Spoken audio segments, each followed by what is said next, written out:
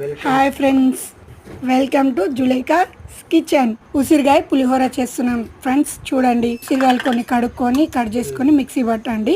వీటిని పప్పు ఉసిరికాయలు అంటారు, చిన్న ఉసిరికాయలు కూడా అంటారు.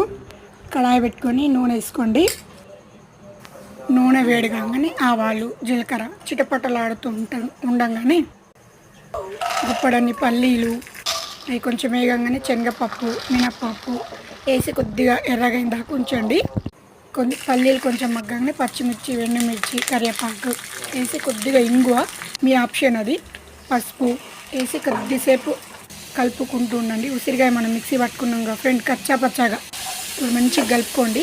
అంతా కలిసేటట్టు కలుపుకొని మూత పెట్టుకొని ఒక 2 నిమిషాలు పెట్టుకోండి మీడియం ఫ్లేమ్లో. ఇప్పుడు 2 నిమిషాలు అయిపోయింది ఫ్రెండ్స్. మళ్ళీ ఒకసారి కలుపుకుందాం. నీట్గా కలుపుకోండి. చూడండి, అబ్బా ఎల్లోగా కచ్చిపచ్చిగా బాగుంది.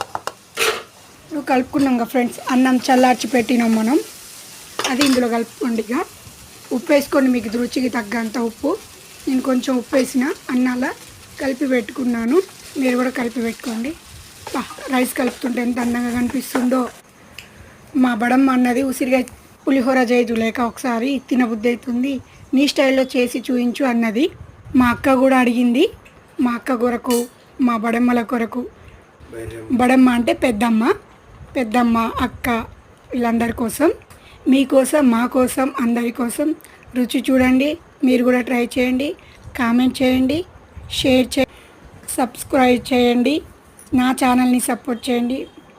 Bye friends, thank you friends.